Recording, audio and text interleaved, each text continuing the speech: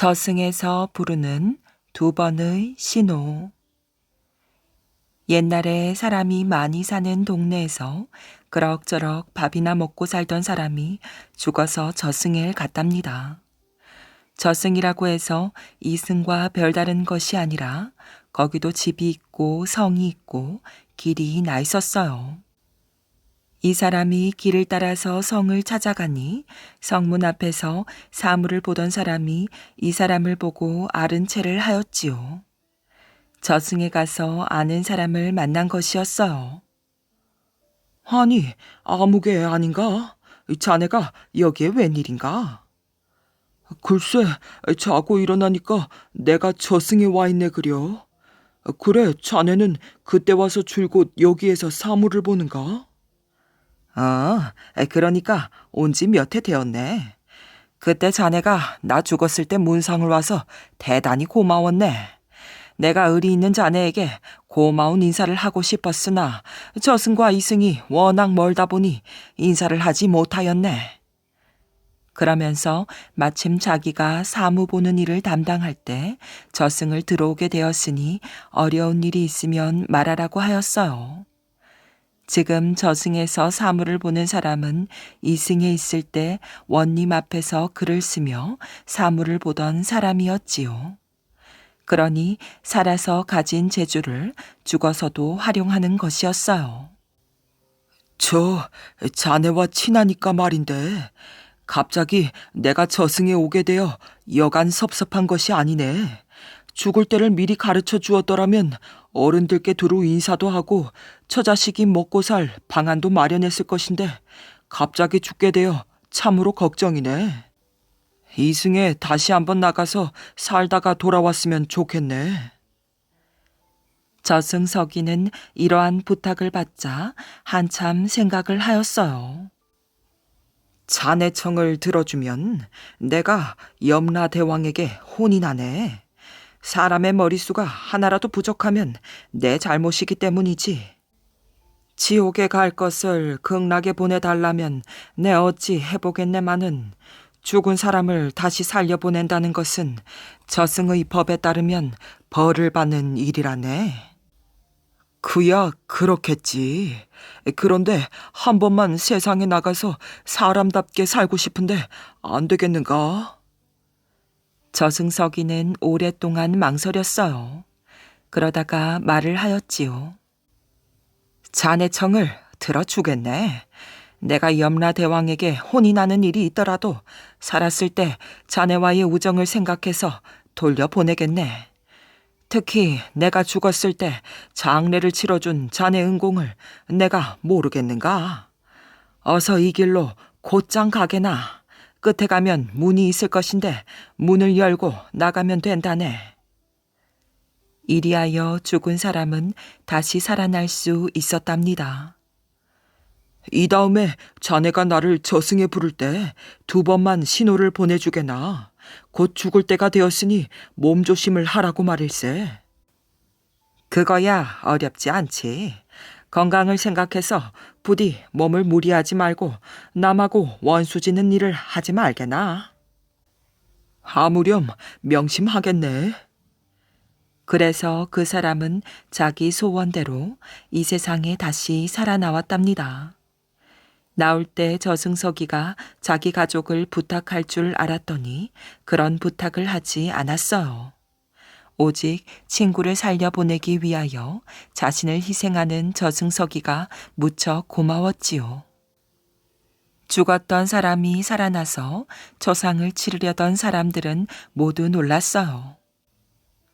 보라고, 죽은 사람이 간혹 살아나는 수가 있으니 3일 동안은 장례 준비만 하고 땅에 묻지 않는다고 하지 않았던가. 이렇게 말하는 노인이 있었어요. 바로 자기 아버지였지요. 부모보다 먼저 죽는 것은 불효라고 한답니다. 낳은 자식을 땅에 묻어야 하는 부모의 마음이 오죽 아프겠어요. 그런데 죽은 사람이 살아났으니 기적이라고 아니할 수가 없었지요. 살아난 사람은 저승에서 만난 저승서기의 이야기를 하면서 앞으로는 정신을 차려 잘 살아보겠다고 하였어요.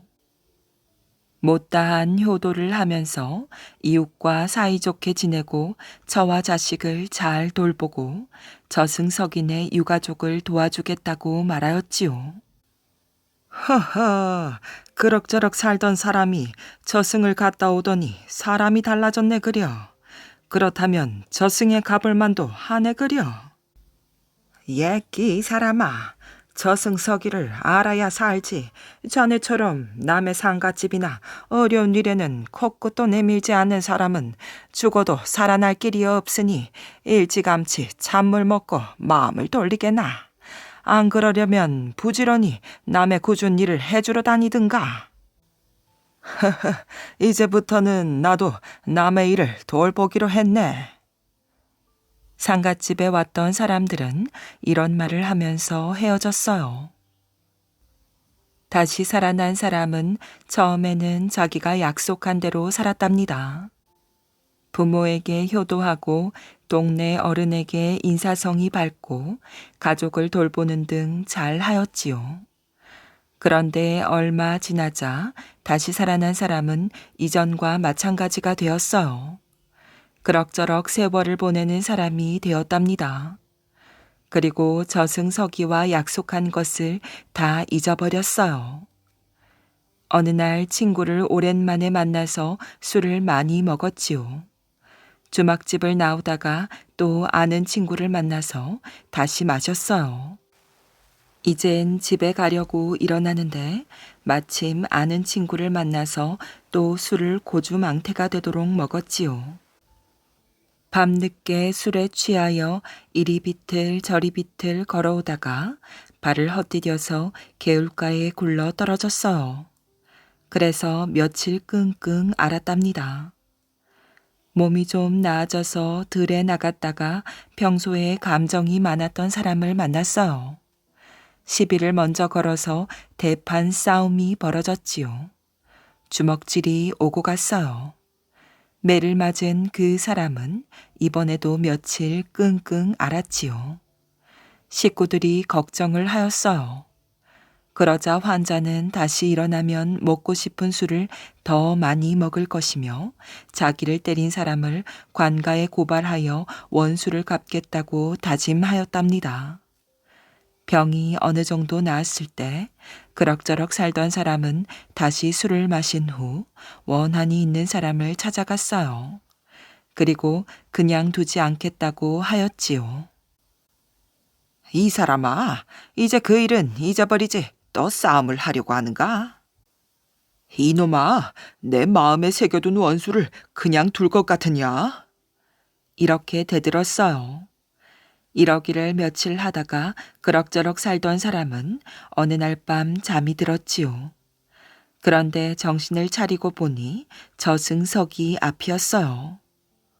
아니, 내가 왜 여기에 왔지? 그놈을 관가에 고발하려던 참인데. 이렇게 말을 하였어요. 저승석이는 한심한 눈으로 친구를 바라보았지요. 이 사람아, 정신을 똑바로 차리게. 여기는 저승일세. 여기가 저승이라고? 그러면 왜 약속을 지키지 않았는가? 죽기 전에 2번 신호를 보내기로 한 것을 자네는 잊었는가? 그러자 저승석이가 비웃었어요. 약속을 안 지킨 것은 내가 아니고 바로 자네일세. 그동안 자네가 한 일을 생각해보게나.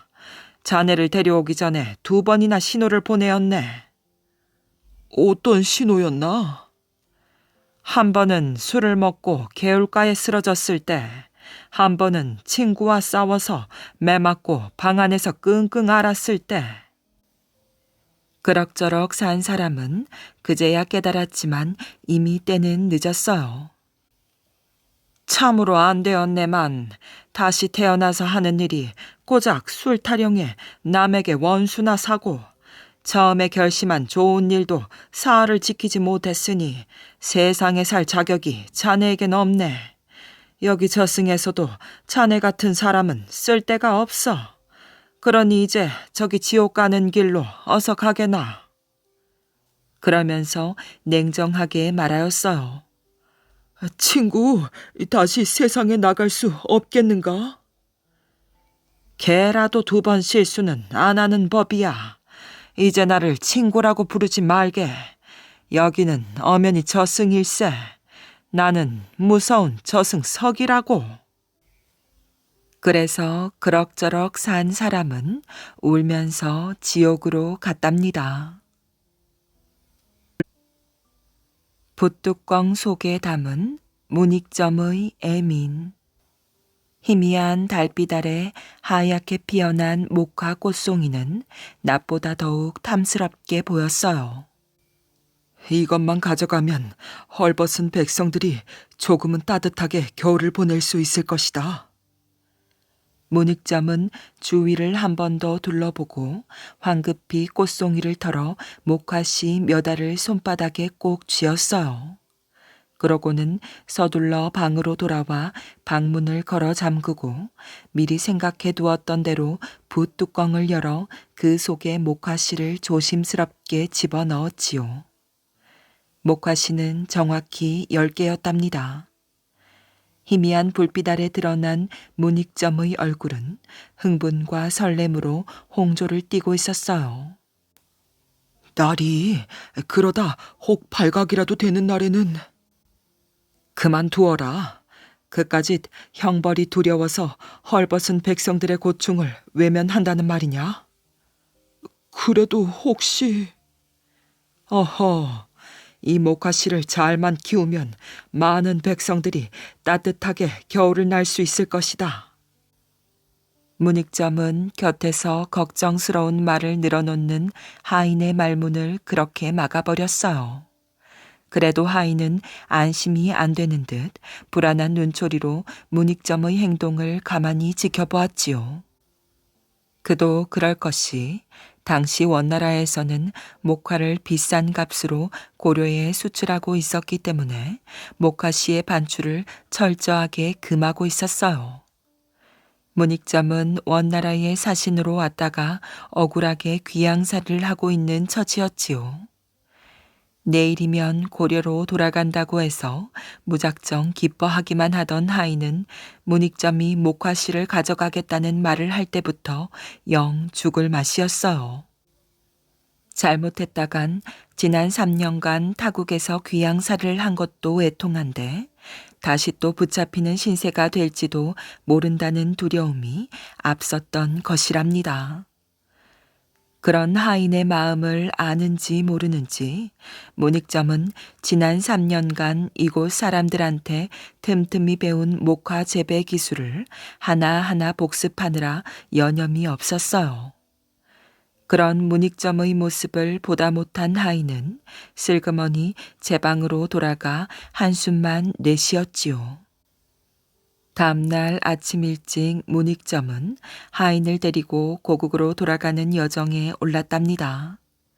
마을을 하나씩 지날 때마다 성문을 지키는 군졸들에게 검문을 당했지만 안절부절 못하고 불안해하는 하인과는 달리 문익점은 태연하게 자신의 행장을 보여주었어요. 성문을 지키는 군졸들도 어느 누구 하나 붓뚜껑 속에 목화씨가 들었으리라고는 상상하지 못하였지요. 그리하여 문익점과 하인은 무사히 고려로 돌아올 수 있었답니다. 문익점은 우선 대궐에 입궐하여 공민왕을 아련하고 큰 환대를 받았어요. 며칠이 지난 후 문익점은 원나라에서 가져온 목화씨 중 5개를 고이 품속에 놓고 처가로 향하였지요. 멀리 원나라의 사신으로 갔다가 억울하게 귀양살이를 하고 돌아온 문익점을 맞은 처가에서는 큰 잔치가 벌어졌어요. 잔치가 거의 파할 무렵 문익점은 조용히 장인을 찾아뵙고 품속에 넣어온 목화씨를 꺼냈답니다. 장인어른, 이것은 제가 원나라에서 올 때 몰래 숨겨온 목화씨입니다. 목화씨라? 예. 문익점의 장인은 생전 처음 보는 목화씨를 신기한 듯 살펴보았어요.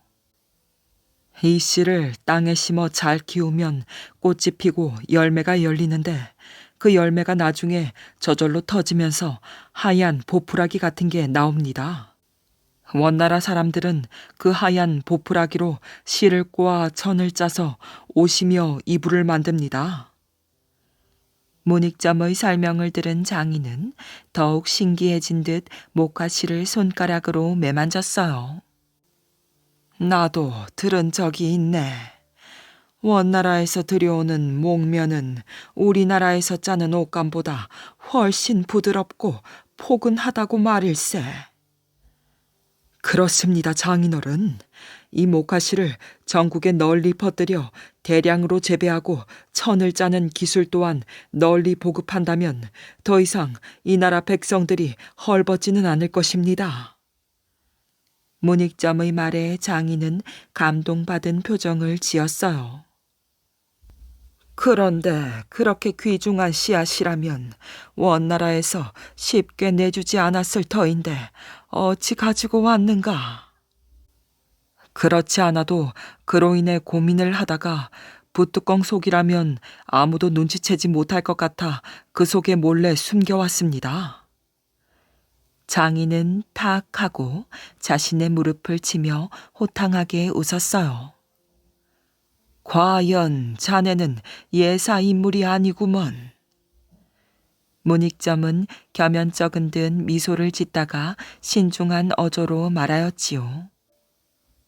장인어른, 제가 원나라에서 가져온 목화씨 중에 5개를 가지고 왔습니다.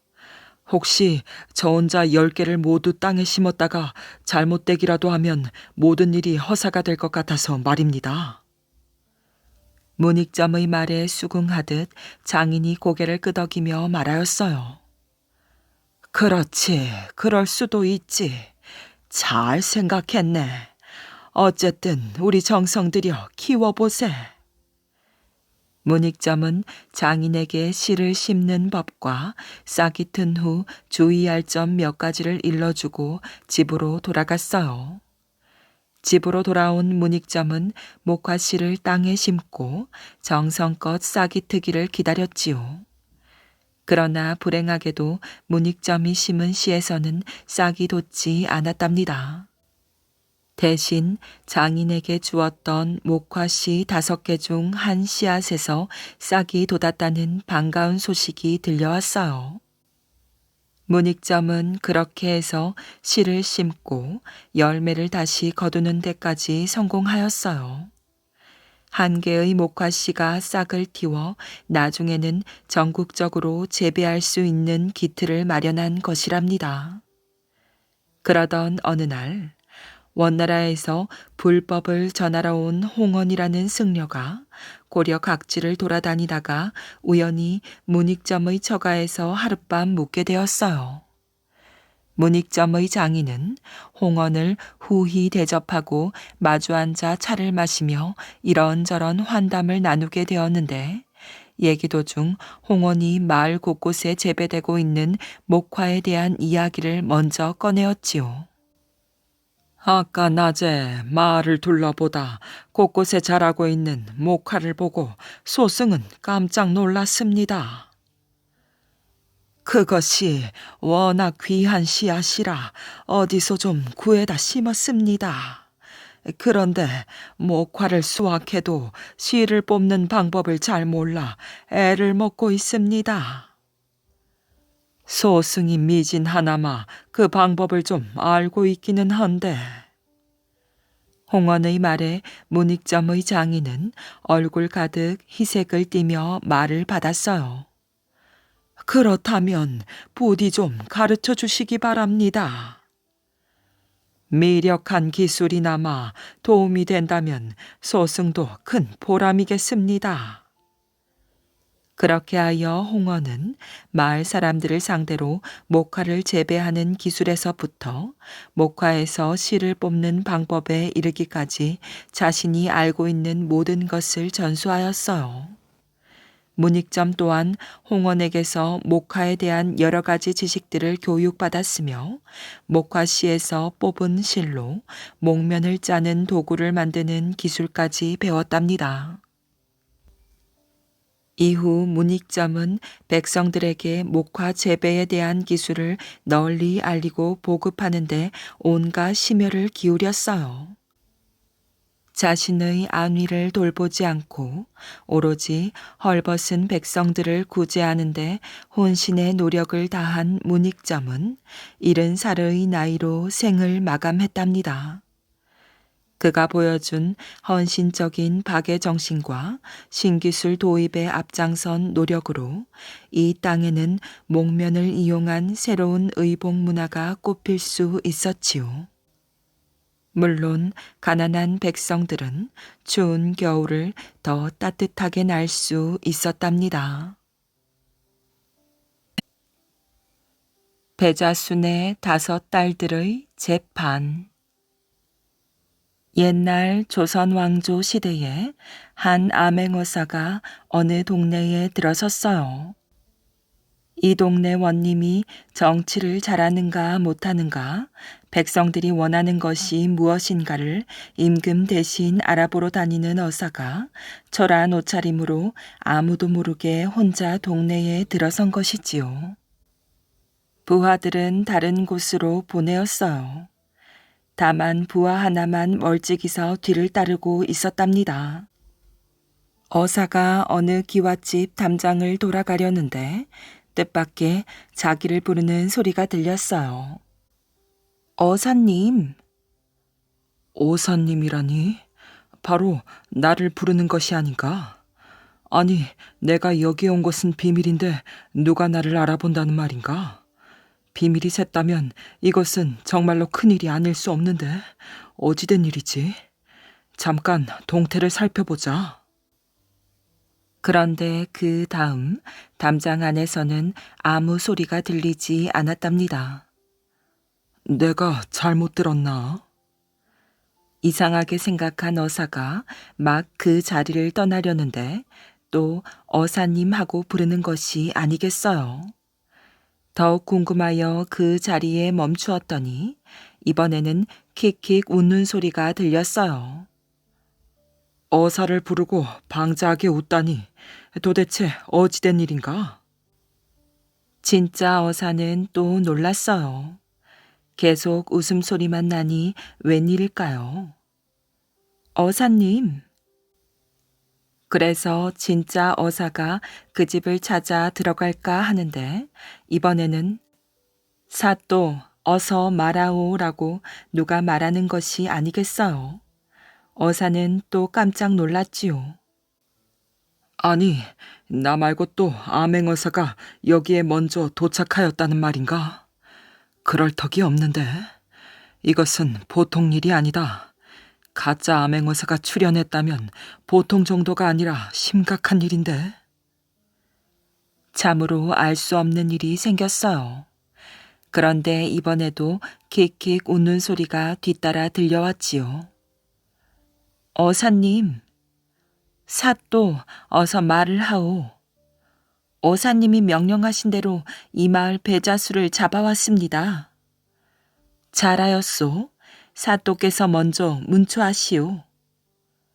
진행되는 대화를 들으니까 진짜 어사가 무색할 정도로 바른 소리들이 동원 마당에서 나오고 있었어요. 그러면 이 기와집이 사또가 일보는 동원이란 말인가? 동원은 저 건너편에 있는데 여기가 어떻게 동원이란 말인가? 사또가 동원이 아닌 집에서 재판을 한다는 말인가? 어사는 갈수록 모를 일만 벌어지니까 그만 머리가 돌 정도였어요. 가짜 어사가 나타나서 동원 아닌 곳에서 재판을 한다고? 예전에 들어본 일이 없는 일이었지요. 참 우습다. 그렇지 않니? 이제 엿듣고 보니 지금까지 담장 안에서 들려온 소리는 전부 여자 소리였어요. 이번에는 여자들이 웃는다. 궁금하기 짝이 없는 어사는 어사 체면이고 무엇이고 집어치우고 도둑처럼 담장을 기웃거렸어요. 담장을 넘겨다 본 어사는 그제서야 모든 것을 알아냈답니다. 나이든 처녀 5명이 원님 놀이를 하고 있었어요. 그러니까 여기는 사또가 일보는 동헌이 아니었지요. 그것도 그렇지만 거기 있는 어사와 사또도 진짜가 아니라 처녀들이 꾸며서 장난을 하고 있었던 것이에요. 옳거니 원님 놀이로군. 나는 깜짝 놀랐네. 가짜 어사가 나타난 줄 알고 눈앞이 캄캄하였어. 아이고 가슴이야. 속병이 날 뻔했다니까. 이렇게 한숨을 쉬면서 장차 어떤 놀이를 하는지 기다려보기로 하였지요. 처녀 5이 맡은 구실이 다 달랐어요. 제일 큰 처녀가 암행어사, 그 다음이 사또, 다음이 배좌수, 그리고 잡아오는 사령, 마지막으로 막내가 집장 사령이 되어서 매를 들고 때리려 하였어요. 저 배자수라는 놈이 죄를 저질렀나 보구나. 보통 죄가 아닌 모양인데. 대수롭지 않다면 암행어사 앞에서 저렇게 재판을 하겠는가? 자, 어떤 죄인가 자세히 들어보자. 그러면서 좌우를 둘러보다가 담장 옆에 크게 자란 나무에 올라가서 몸을 숨기고 내려다보았어요.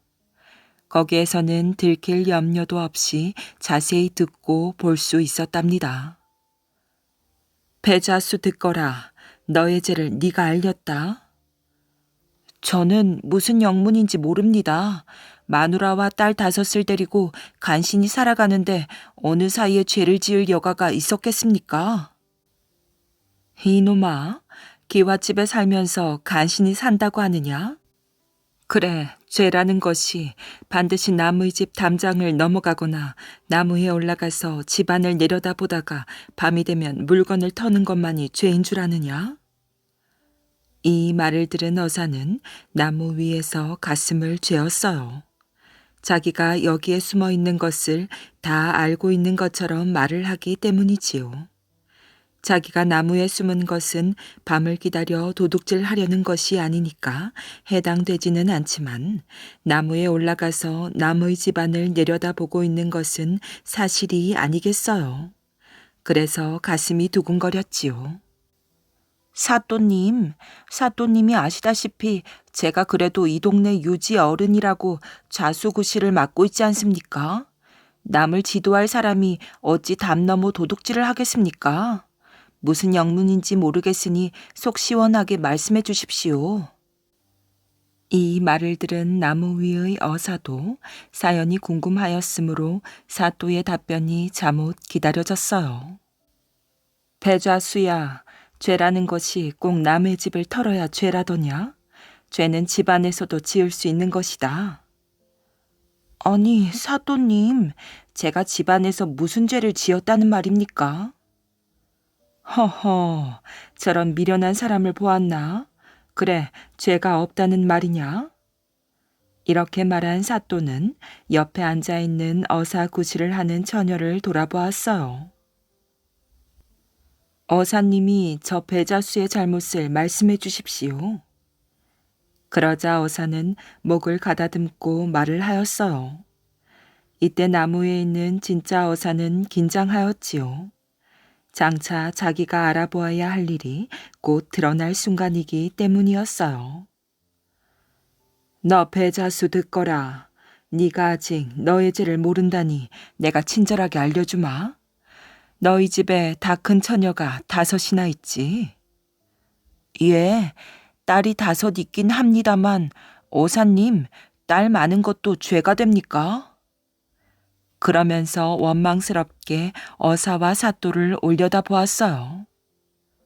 그렇다면 어쩔 것이냐? 아이고 맙소사, 세상에 이런 속상한 일이 어디 있습니까? 아들도 없이 딸만 내리 5을 낳아서 평생 한이 되어 사는 놈에게 어사라는 분이 무슨 망령된 말을 하십니까? 도대체 딸 많은 것이 죄라고 법조문 어디에 있습니까? 나라님도 못하실 말씀을 하십니다 그려.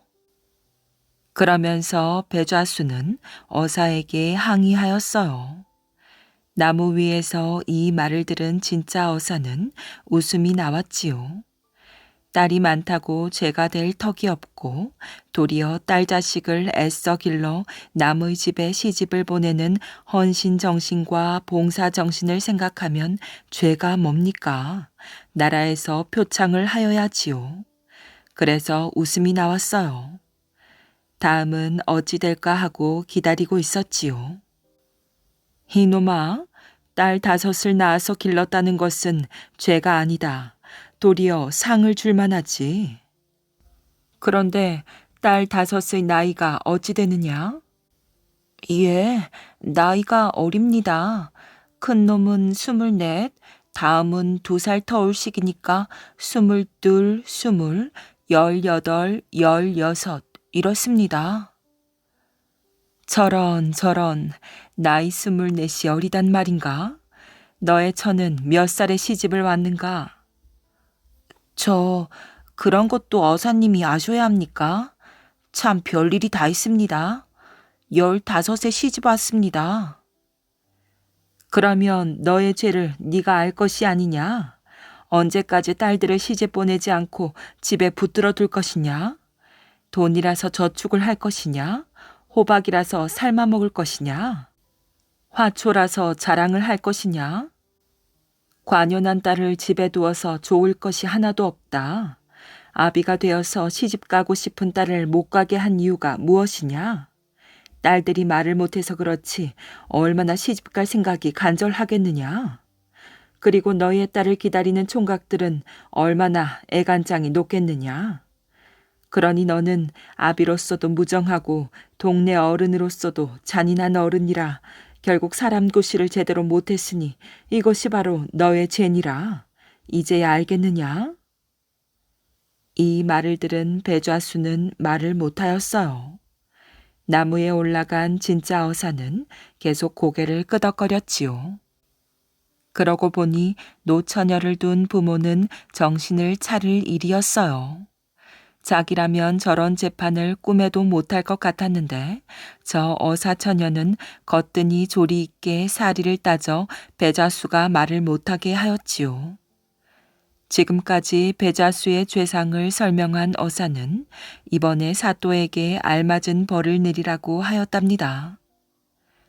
자, 딸 5이니 2대씩 곱해서 10대를 때리겠다.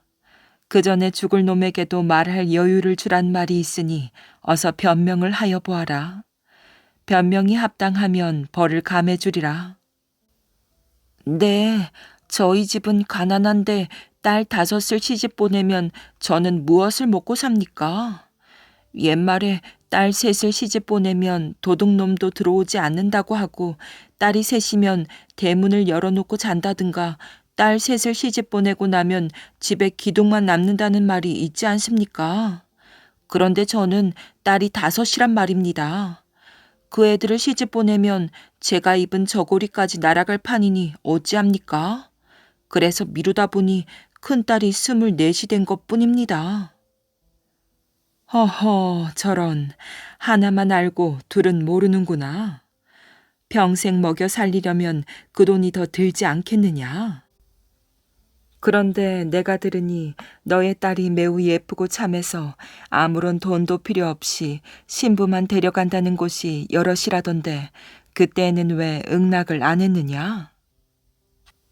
예, 그것은 우리 집 체면 문제라서 거절했습니다. 허허, 체면이라. 그때 딸이 그냥이라도 좋으니 청혼한 집에 시집을 보내달라고 밤을 새워서 졸랐다는데 어찌하여 딸의 눈물 어린 소원을 아비로서 막았던고? 지금까지 용감하게 대답을 하던 배자수도 이번에는 말을 못하였어요. 그럼 말을 못하는 것을 보니 너의 죄를 알기는 아는 모양이구나. 그러면 앞으로 어떻게 하려느냐? 예, 빨리빨리 시집을 보내버리겠습니다. 빗자루로 방 쓸듯이 다 쓸어버리겠습니다만 어디 마땅한 혼처가 있어야지요.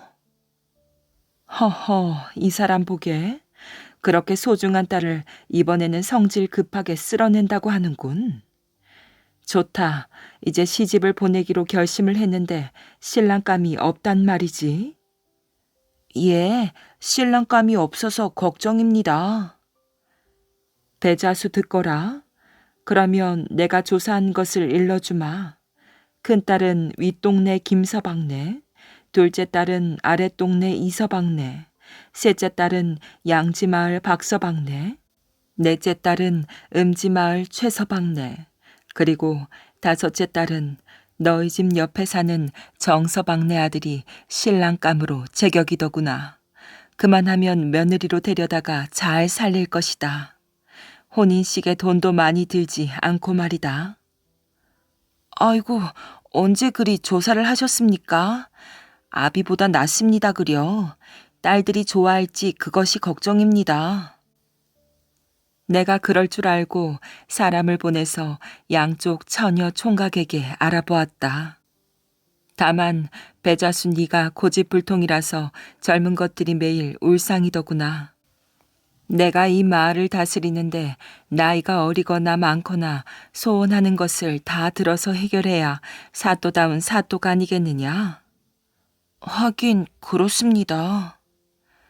이제 말을 한다만 이것은 내가 알아본 것이 아니라 여기 계신 암행어사께서 우연히 너희 집 담장을 끼고 돌다가 딸들의 소원을 들으시고 젊은 것들을 사랑하시는 마음이 생겨 처녀와 총각을 만나 다 알아보신 것이다.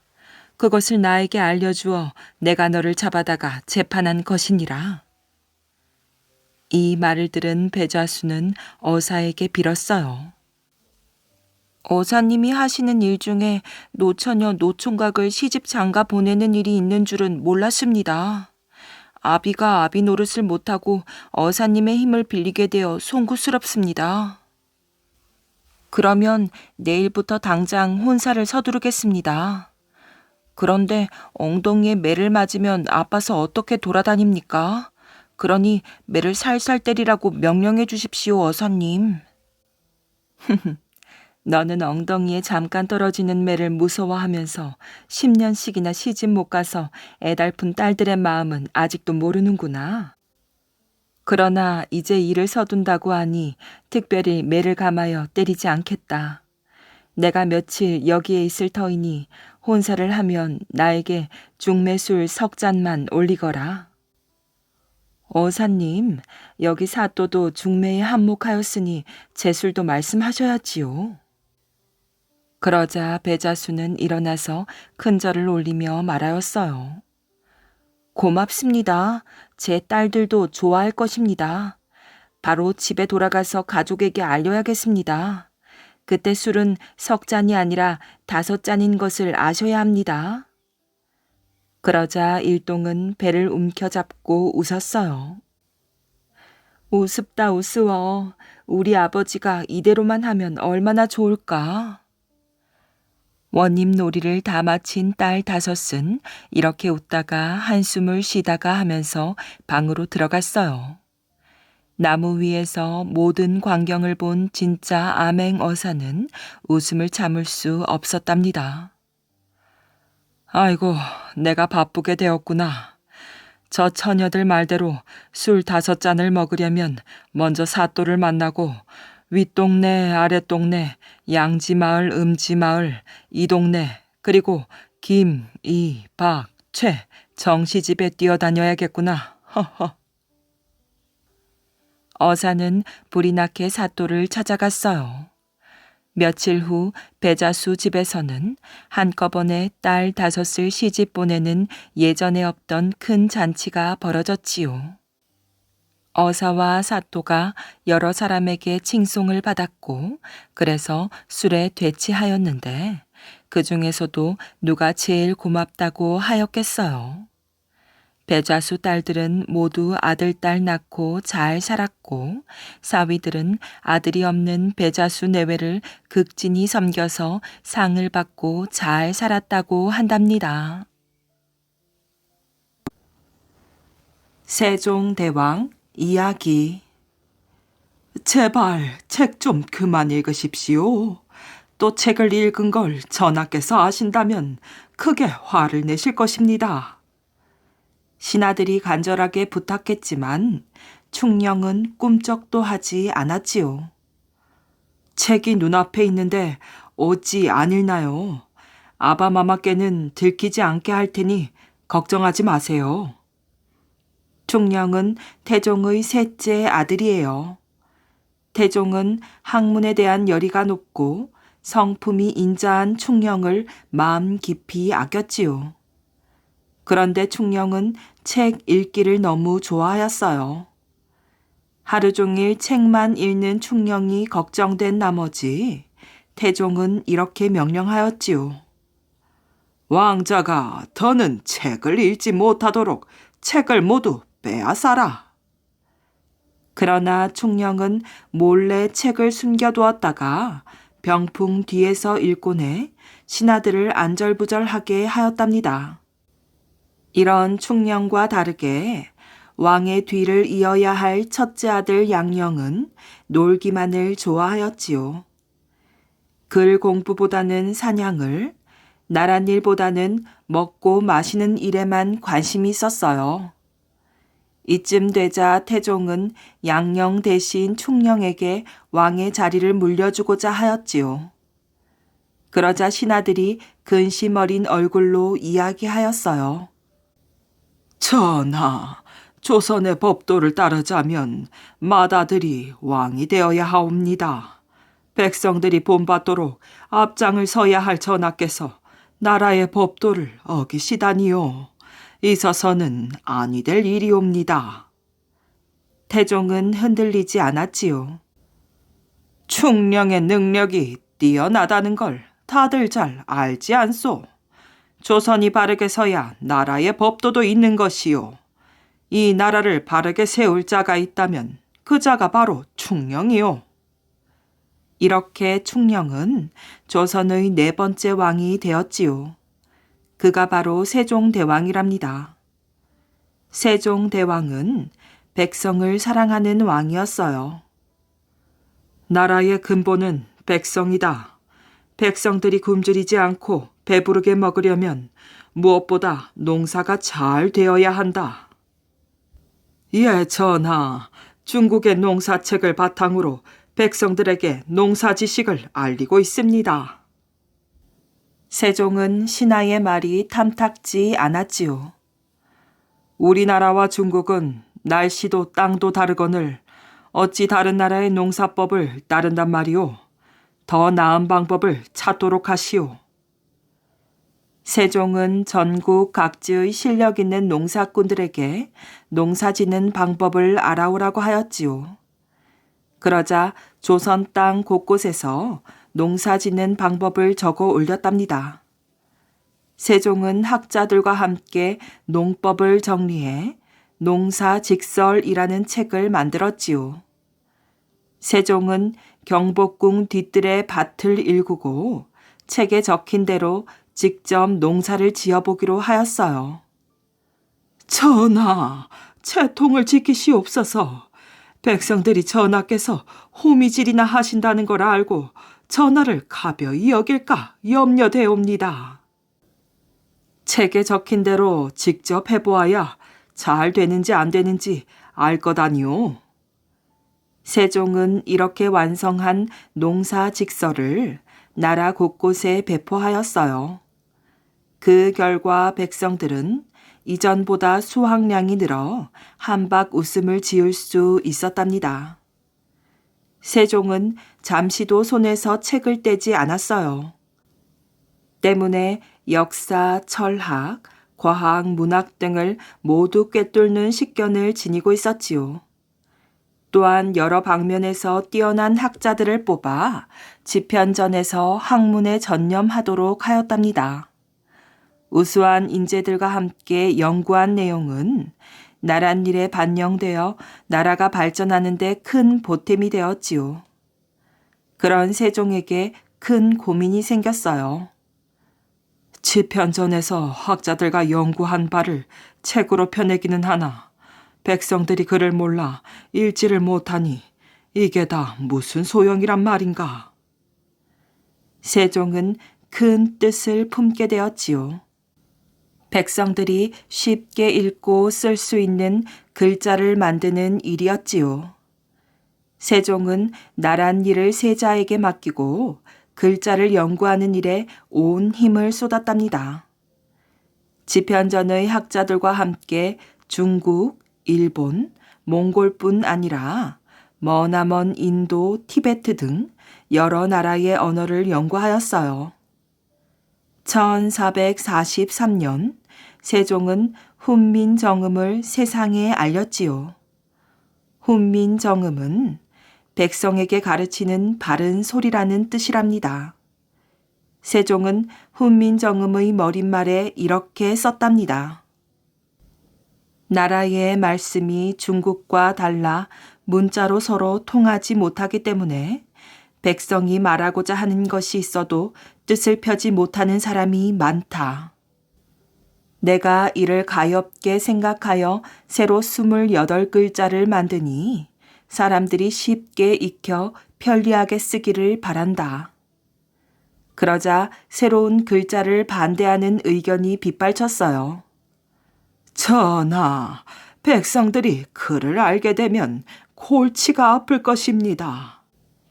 중국의 글자를 따르지 않으면 중국의 미움을 살 것입니다.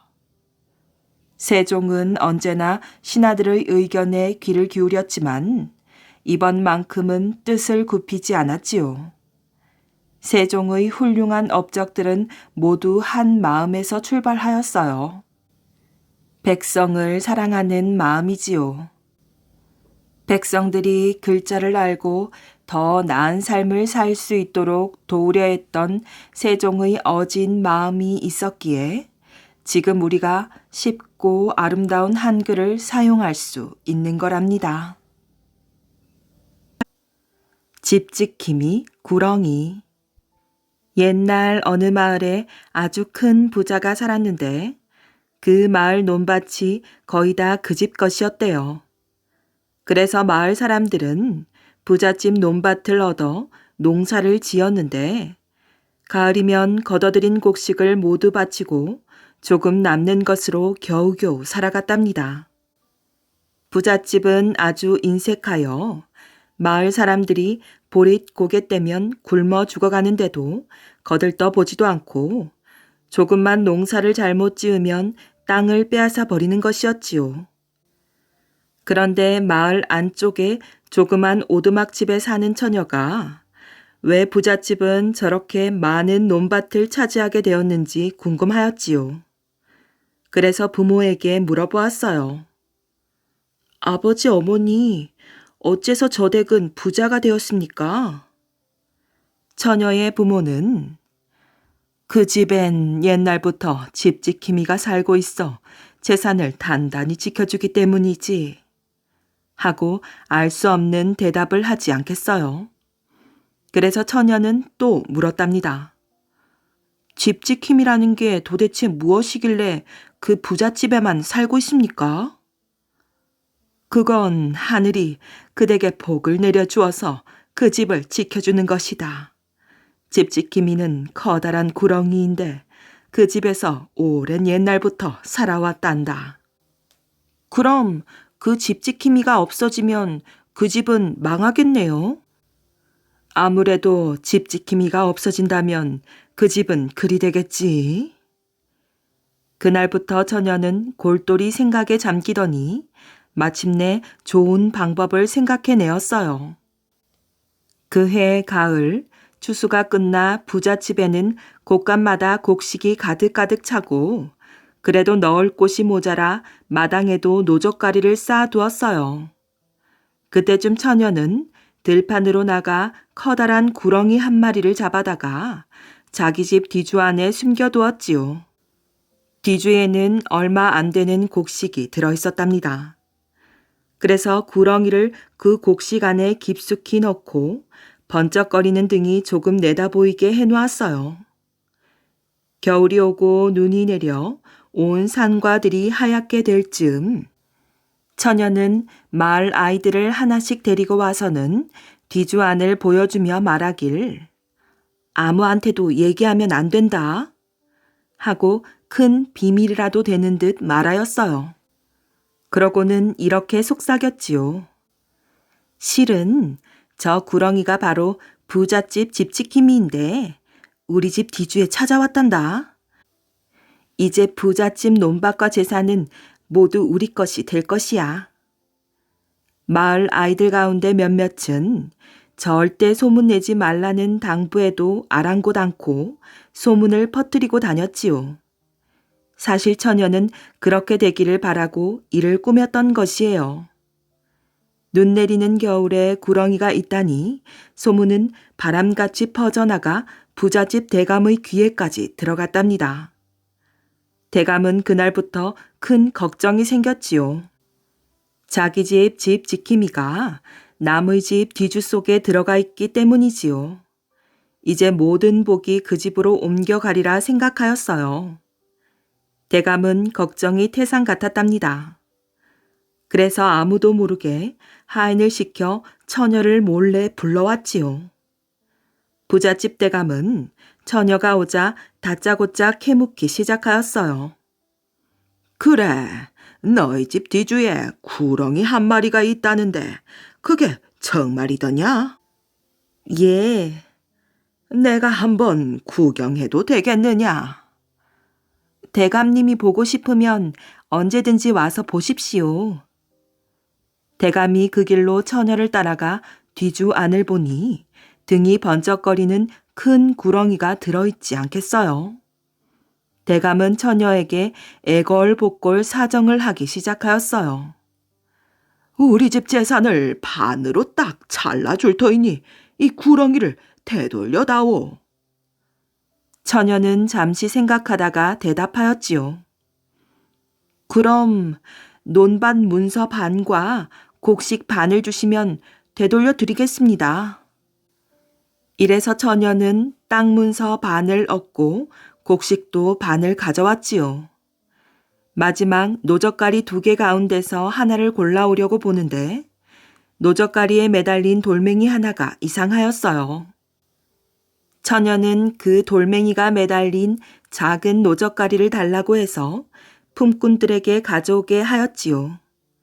말하나 마나 매달린 돌멩이는 순금 덩어리였어요. 처녀는 가지고 온 곡식과 논밭을 마을 사람들에게 고루고루 나눠주었지요. 그리고 금덩어리는 조금씩 팔아 그 돈으로 부잣집의 나머지 논밭을 모두 사서 온 마을 사람들에게 나누어 주었답니다. 그래서 마을 사람들 모두 잘 살게 되었대요.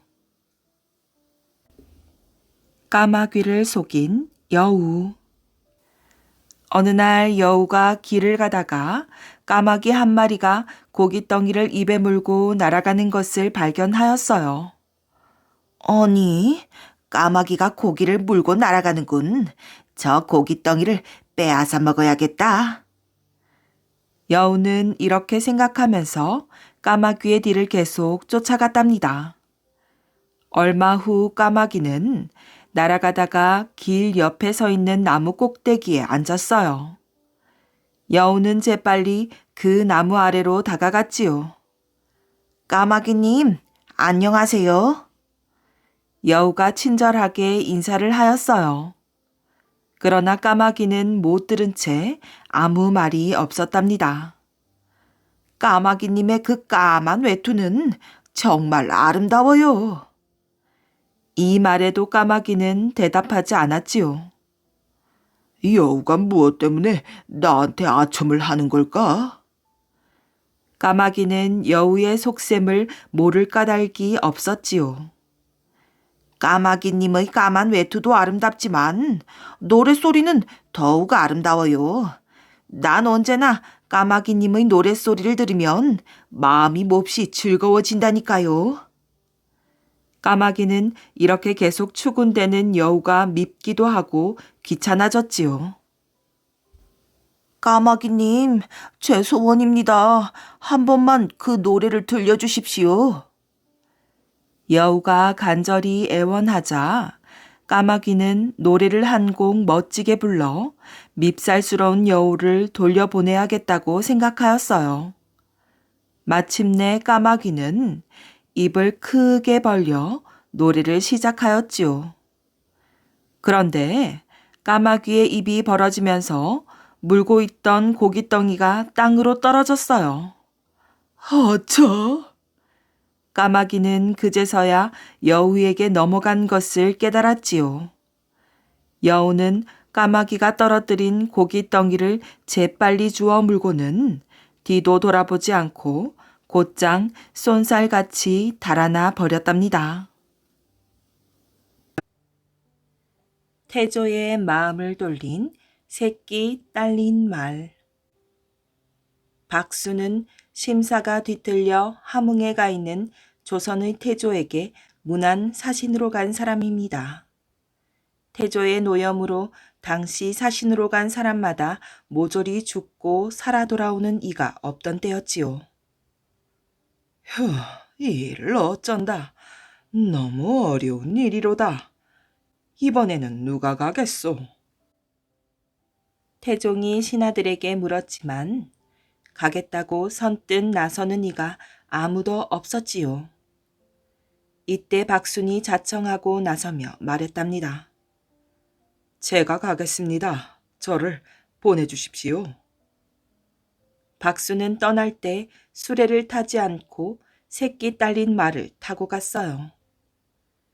함흥에 들어가서 태조의 행제소가 보이는 곳에서 일단 멈추고 새끼 말은 거기에 메어둔 채 어미 말만 타고 가니 새끼 말과 어미 말이 서로 돌아보면서 우는 바람에 제자리 걸음을 하게 되고 여간 지체하지 않았지요. 박순이 행제소에 도착하여 태조에게 인사를 올리자 뭔가 이상함을 느낀 태조가 그 까닭을 물었답니다. 이때가 기회다. 박수는 속마음으로 반기면서 입을 열었어요. 길을 오는데 방해가 되어서 새끼 말을 떼어서 나무에 메어 놓았더니 그 야단입니다. 하찮은 미물인데도 어미와 새끼의 정은 천륜인지라 차마 서로 떨어질 수가 없어서 저렇게 울부짖고 야단입니다. 태조는 가슴이 찡해 옴을 느꼈답니다. 태조는 옛 친구인 박순에게 돌아가지 말고 남아 있으라고 말하였지요. 어느 날 태조가 박순과 함께 바둑을 두는데 갑자기 털썩하고 무엇이 떨어지는 소리가 났답니다. 둘러보니 지붕에서 쥐 2마리가 떨어졌는데 어미 쥐가 새끼 쥐를 꼭 껴안은 채 죽어가고 있었지요. 박수는 이때를 놓치지 않고 바둑판을 밀치고 그 자리에 엎드려 태조에게 눈물로써 돌아갈 것을 호소하였어요. 그는 드디어 태조로부터 한양으로 돌아가겠다는 허락을 얻어냈답니다. 박수는 태조에게 인사하고 귀경길에 올랐지요. 태조를 모시고 있는 신하들은 박순도 예외 없이 죽여야 한다고 태조에게 강력히 요청하였어요. 대답을 미루던 태조는 박순이 용흥강을 다 건너갔으리라고 생각되었을 즈음 비로소 허락을 하고 사자에게 칼을 내어주면서 말하였답니다. 박순이 용흥강을 이미 건넜거든 더 이상 추격하지 말라. 그런데 귀경길에 오른 박수는 도중에 병이 나는 바람에 속도가 지체될 수밖에 없었답니다. 추격대가 도착했을 때 그는 막 배에 오르는 중이었고 아직 강을 건너지 못하였으므로 추격대의 칼에 맞아 허리가 2동강이 나고 말았지요. 그래서 몸뚱이의 절반은 강 위에 절반은 배 안에 있다네라는 시가 생겼답니다. 이 불행한 소식을 전해 들은 태조는 깜짝 놀라며 몹시 마음 아파하였어요. 박수는 내 좋은 친구였는데 내가 그 친구와의 약속을 저버릴 수는 없으니 한양으로 돌아가겠다. 태조는 한양으로 돌아갈 결심을 굳혔답니다. 이 소식을 들은 태종은 화공에게 명하여 박순의 상반신을 그려 바치도록 하였지요.